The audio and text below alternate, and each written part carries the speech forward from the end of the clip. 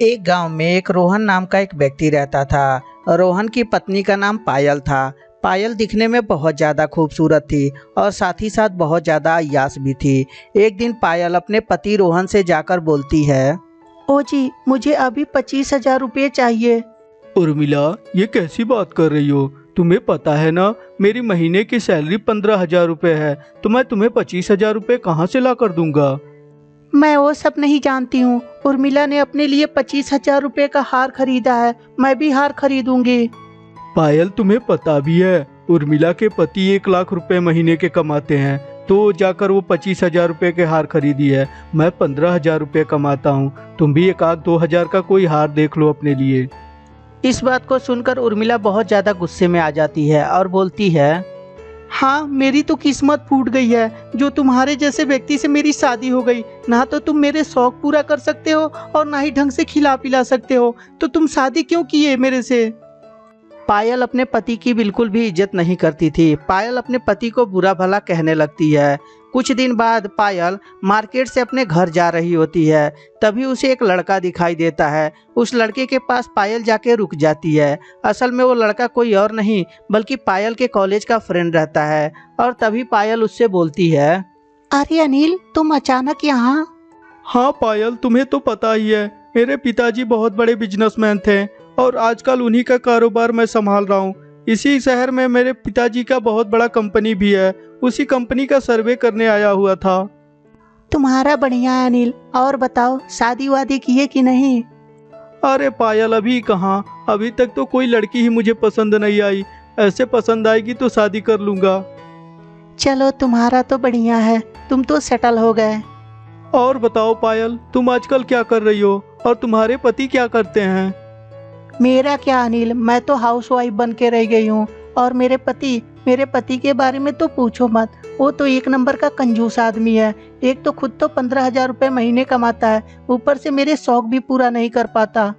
इस बात को जब अनिल सुनता है तो उसको पुरानी बातें याद आने लगती हैं। और तभी अनिल बोलता है, तुम्हें याद है पायल, जब मैं कॉलेज के टाइम तुम्हें प्रपोज किया था और तुमने मेरी बेइज्जती करके भगा दिया था?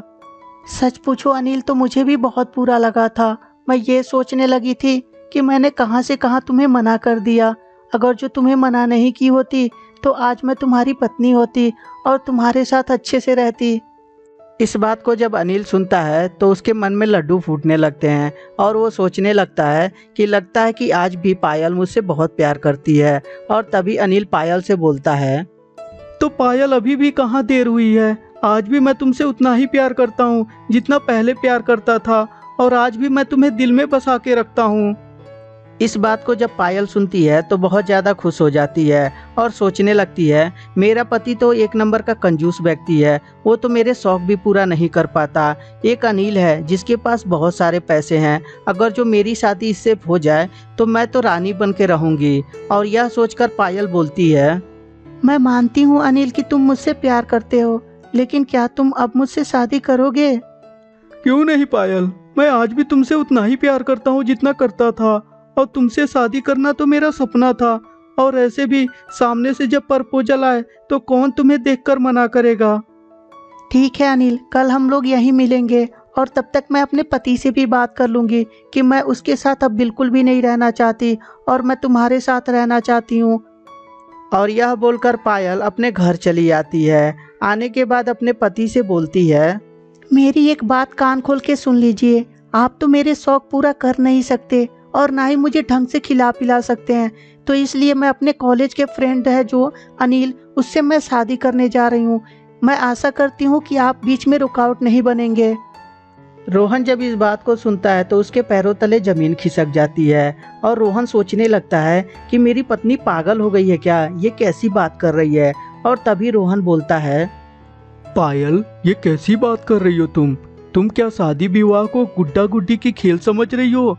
अरे पागल, मैंने तुमसे प्यार किया है, तुमसे शादी किया है, और ऐसे भी मैं तुम्हारे लिए क्या नहीं करता हूँ। अरे पूरी की पूरी सैलरी तो लाकर तुम्हारे हाथ में रख देता हूँ, अब क्या अपनी जान दे दूँ? बोल तो ऐसे रहे हो जैसे लाखों रुपए महीने के कमाते हो और लाकर मेरे हाथ में रख देते हो, जिससे मैं जो चाहूँ वो कर सकूं।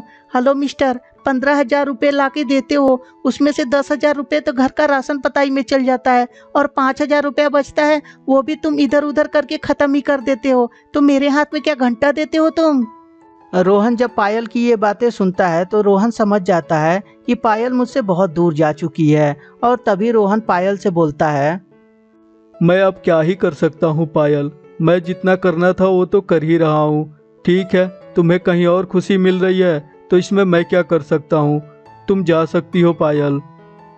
इस तरह रोहन अपने कलेजे पे पत्थर रखकर पायल को जाने की अनुमति दे देता है। अगले दिन पायल अनिल के पास आती है और आकर बोलती है, अनिल, चलो हम दोनों शादी कर लेते हैं, हमने अपने पति से पूरी तरीके से छुटकारा ले लिया है। इस बात को जब अनिल सुनता है तो पायल को एक होटल में लेकर आता है और आकर बोलता है, पायल, ये होटल तुम्हें कैसा लगा? बहुत ही सुंदर है, बिल्कुल आपकी तरह। तुम्हें पता है पायल, जब पहली बार कॉलेज में मैं तुम्हें प्रपोज किया था और सबके सामने तुमने मेरी बेइज्जती की थी, आज वो बेइज्जती का बदला पूरा हो गया। अब छोड़ो भी अनिल पुरानी बातों को, ऐसे भी क्या जा रहा है उन पुरानी बातों में, अब तो मैं तुम्हारी हो चुकी हूँ। ऐसे मैडम सपना तो बहुत अच्छा देखी हैं आप, मैं और आपका। मेरा दिमाग खराब है जो एक शादीशुदा औरत को अपना पत्नी बनाऊंगा, और वो भी तुम्हारी जैसी औरत को जो अपने पति की ना हुई, वो मेरी क्या घंटा होगी। इस बात को जब पायल सुनती है तो सोच में पड़ जाती है कि अचानक से अनिल को क्या हो गया, ये कैसी बहकी बहकी बातें कर रहा है। और तभी पायल अनिल से बोलती है, अनिल, तुम मजाक कर रहे हो ना? हेलो पायल, मैं कोई मजाक उजाक नहीं कर रहा हूँ, मैं सीरियस में बोल रहा हूँ। मुझे तो तुमसे बदला लेना था, क्योंकि जो भरी समाज में तुमने मेरी इंसल्ट की थी उसका चुभन आज भी मुझे होता था। अनिल, तुम पागल हो गए हो, तुम क्या कह रहे हो? मैंने तुम्हारे लिए अपने पति को भी छोड़ दिया और तुम कह रहे हो कि अब आप मुझे अपनाओगे ही नहीं, तो मैं कहाँ जाऊंगी अनिल? मुझे क्या पता तुम कहाँ जाओगी कहाँ नहीं जाओगी, मेरा तो बदला पूरा हो गया, मैं तो आज बहुत ही खुश हूँ। और यह बोलकर अनिल वहां से चला जाता है। बेचारी पायल सोच में पड़ जाती है कि मैं अब जाऊं तो जाऊं कहाँ। अगर जो मैं अपने पति के पास जाती हूँ तो पता नहीं मेरे पति अब मुझे अपनाएंगे भी नहीं अपनाएंगे। और पायल ये सब सोचकर अपने पति के पास एक बार जाती है और जाकर अपनी गलतियों की माफ़ी मांगती है। और तभी उसका पति बोलता है, पायल, मैं तुम्हें माफ़ तो कर दूंगा, लेकिन मेरे पास इतना इनकम नहीं है जिससे मैं तुम्हारे शौक को पूरा कर सकूं। इसके लिए मैं शर्मिंदा हूँ। ओ जी, आप क्यों शर्मिंदा होंगे? शर्मिंदा तो मैं हूँ। आज के बाद मैं वादा करती हूँ कि कभी भी आपसे बड़ी डिमांड नहीं करूँगी। जितना मिलेगा उसी में मैं खुश रहूँगी। प्लीज़ मुझे अपना लीजिए। इस बात को जब रोहन सुनता है तो उसे भी दया आ जाती है और पायल को गले से लगा लेता है। अब पायल और रोहन दोनों खुशी खुशी रहने लगते हैं।